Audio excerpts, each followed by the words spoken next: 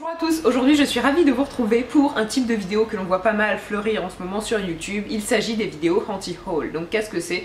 Eh bien tout simplement je vais vous présenter les produits que l'on voit partout et que je n'ai pas du tout, malheureusement pas du tout envie d'acheter. Mais juste avant de rentrer dans le vif du sujet, j'ai la voix un peu plus grave qu'à l'habitude parce que je suis malade, donc c'est pas très agréable, mais c'est pas grave, on va faire avec. Alors dans la catégorie produits que je n'ai pas du tout envie d'acheter, il y a la cup. Cette chose qu'on s'insère dans le vagin pour recueillir nos règles et donc éviter tout ce qui est tampons, serviettes. Et bien moi la cup non, ça ne me tente pas du tout. Pourquoi? Je sais pas vraiment, peut-être parce que j'ai peur que ça ne fonctionne pas, même si je suis persuadée que ça fonctionne très bien parce qu'il y a eu moult revues sur YouTube et oui ok ça doit très bien marcher, mais alors non, moi je sais pas. Et puis la mettre et tout, je sais pas, je serais peut-être pas à l'aise, j'en sais rien, mais c'est pas du tout un truc qui me tente, sachant que j'ai quand même lu quelques revues qui disaient que les premières fois voilà on mettait du sang partout, tout ça, j'ai déjà tendance à mettre du sang partout sans ça. Je sais que les tampons et les serviettes ce n'est pas très bon pour l'environnement, les tampons ça peut causer un choc septique, tout ça je le sais, mais non la cup je sais pas, je suis pas rassurée quand je la vois, donc pas de mal à veille. Puis deuxième produit qui ne me donne pas du tout envie, il s'agit de l'highlighter jaune de Rihanna, donc de la marque Fenty Beauty,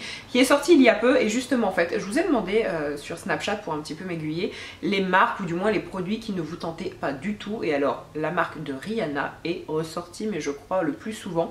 Et en fait je vous comprends parce qu'effectivement il y a un matraquage sur YouTube et les réseaux sociaux, on le voit partout. Cependant j'ai testé les produits et force est de constater qu'ils sont excellents, vraiment. La qualité est au rendez-vous. Moi Rihanna je m'en fous, enfin c'est pas un personnage qui m'attire plus qu'un autre, même le contraire, bref. Et en fait quand j'ai commencé à tester les produits je pensais que la qualité allait être mauvaise et vraiment pas du tout. La marque je trouve est très bonne, mais cet highlighter jaune là ne me tente pas du tout, juste parce que ça irait pas avec ma peau quoi. Je pense que sur une peau noire ça peut être magnifique, ou du moins un teint assez allé, mais alors sur moi ça fera un peu carnaval foiré en l'occurrence. Donc voilà, c'est pas un produit qui me tente, qui me correspond. Mais dans tous les cas, même si la marque vous énerve, gardez en tête qu'elle est de bonne qualité, et pour les personnes qui ont une peau très foncée ou très claire, vous pouvez trouver votre teinte, et ça c'est chouette puisque ce n'est pas monnaie courante dans toutes les marques. Moi je sais que Guerlain ou Clarins ou même Dior parfois, et ben la teinte la plus claire ne me correspond pas, et là il y a le choix, donc ça c'est cool. Puis un autre produit que je n'ai pas du tout envie d'acheter et je sais que je vais me faire taper sur les doigts, il s'agit des rouges à lèvres liquide mat de la marque Huda Beauty. Alors pourquoi j'en ai un dans les mains? Tout simplement parce que le service presse me l'a envoyé, donc en plus je l'ai testé, je vais pouvoir vous parler un peu plus du produit, mais dans tous les cas moi j'ai pas envie de les acheter et je ne les aurais pas achetés parce que tout simplement on en entend trop parler sur YouTube et les réseaux sociaux en général, et après avoir testé le produit je le trouve pas transcendant. Effectivement c'est un rouge à lèvres liquide mat qui fonctionne, il est mat, la couleur est très opaque, il y a de jolies couleurs. En ce qui concerne la tenue elle est bonne, mais quand le produit s'en va ça fait un peu des patchs, c'est un peu dégueu, mais passe encore. Soit oui la qualité c'est ok, cependant trop c'est trop, et c'est pas une marque dans laquelle je me reconnais tout simplement. Tout comme certains n'ont pas envie de tester la marque de Rihanna, moi c'est un petit peu la même chose pour la marque Huda Beauty.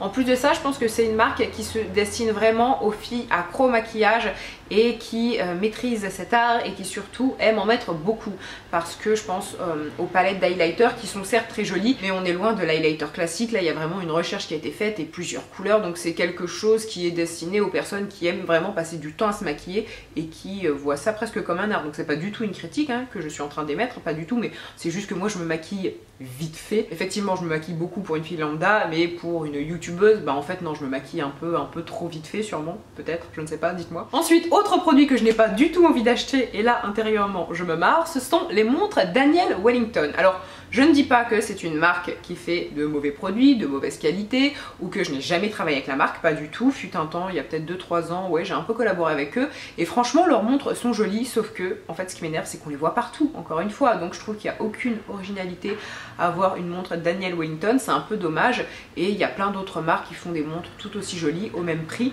Et après je dois vous avouer, c'est surtout qu'en fait c'est une marque maintenant qui me rappelle quelqu'un, un garçon, et en fait du coup quand je vois un garçon avec une montre Daniel Wellington, j'ai qu'une envie, mais c'est de me barrer parce que voilà, c'est oh mon dieu quelle horreur. Certains rigoleront en voyant le passage de cette vidéo, mais non, plus sérieusement, au-delà de ce mec, c'est juste une marque en fait qui est trop présente, et donc pas du tout un style de produit que j'ai envie d'acheter. Si j'ai 150 € à mettre dans une montre, je pense que je me tournerai vers une autre marque, et je pense pas d'ailleurs, c'est sûr.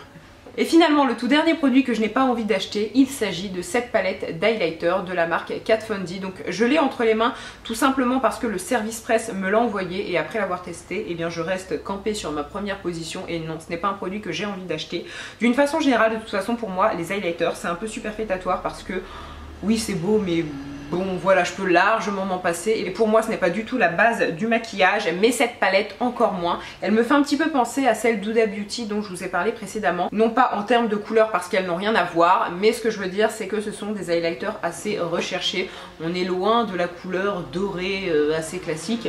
Là on a une espèce de vert, une espèce de violet, une espèce de saphir et une espèce de rose. Donc oui c'est très joli, mais en fait c'est une palette qui se destine plus aux filles, pas je vais pas dire aux make-up artistes, mais du moins celles qui font des maquillages un peu plus recherchés. Si comme moi vous mettez de l'highlighter une fois tous les 5 ans, ben non, c'est un peu de l'argent jeté par les fenêtres. En revanche, pour celles qui vraiment aiment les highlighters et surtout aiment avoir des couleurs un petit peu moins communes, je pense que cette palette peut être vraiment cool. Donc tout ça pour dire, ce n'est pas une palette qui a fait chavirer mon cœur. Certes elle est bien, mais elle n'est pas destinée aux filles comme moi qui se maquillent de façon un peu aléatoire ou qui du moins sont loin d'expérimenter toutes les techniques de maquillage. Et parfois vraiment, et c'est une réelle interrogation de ma part, quand je vais dans des événements et tout et que je vois des collègues youtubeuses, vraiment je vous jure, je me demande ce que je fous là parce que mais...